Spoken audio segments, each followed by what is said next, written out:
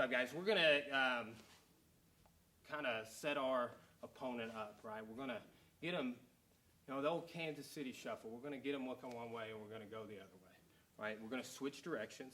And if you are, you know, using footwork, which you should be, if you are participating in combat sports, you need to have layers and strategy to that. So with this one, we'll do two different concepts, and we do layers to this drill. We're just going to do just switching directions on footwork. And footwork, you either keep going the same direction or you switch directions, right?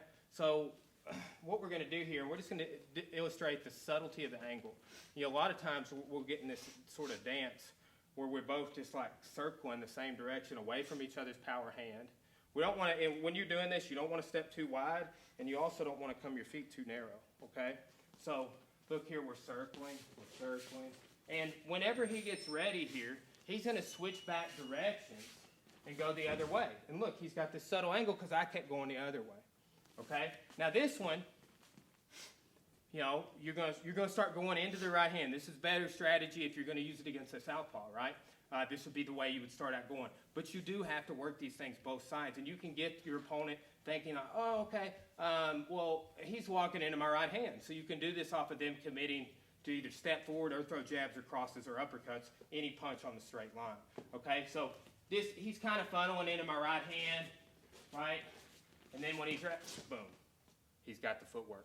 Okay, now this will function with as little, a subtle angle, as little as 30 degrees. Okay, now what we've been talking about is, you know, if I get this sort of 30-degree angle, I'm on the outside of his glove here, looking at his shoulder. You know, if I hit him with a lead hand hook and he, you know, brings his hands down just a little bit, I got the cross. If he closes the door on the lead hook to the face, I got the cross. If my uppercut stands him up, I got the cross. Right? You can even throw a jab cross or a double jab, like we do some of that too, but lead hand, rear hand is what we want to follow with. So no matter what direction Tim goes, I'm going to hold the mitts here like this, and he's going to follow with a hook cross.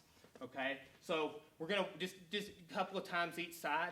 We're not in a hurry. Like, just step with me, and I'm going to do it. We're here. Hook. Look. I'm right there. It's subtle. You don't want to, oh, I'm about to switch directions. And then, oh, we're training jukes, you know. That's not what we're doing here. There are times where I'll do a big stepping punch, and right? But this is not that. This is subtle, and again, the angle, I just need to have my head on the outside of your glove there, okay? So start going this way. He's just going to switch back and go hook cross when he's ready. Nice. And he got out. Okay, just because you hit him, get out and hit him again. Okay? This time we're funneling to the right hand. When you get ready, switch back, hook cross. Good. Okay? The timing on this, when you go to switch back, I step first and then hit. Okay?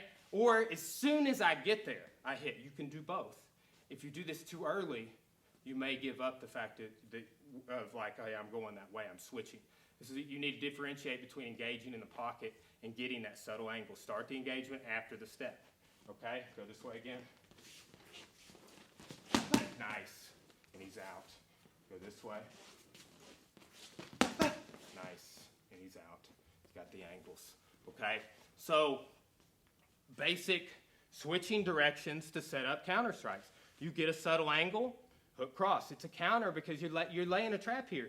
You know, you're getting him to go one way, and when he's like about to square up and throw a cross at you or whatever, you switch directions, right? You get him turning with you, and the fact that they're turning with you, you counter. Again, don't step too narrow, don't step too wide. Too narrow, I mean, you know, after you hear like this, so you're doing this. See how my feet are coming together? That's not what we want, right? And when I switch directions, I don't want to do that. That's too wide. I'm not planning like that. We're springing off. Again, time and place for that, not on this drill. All right, thanks, guys.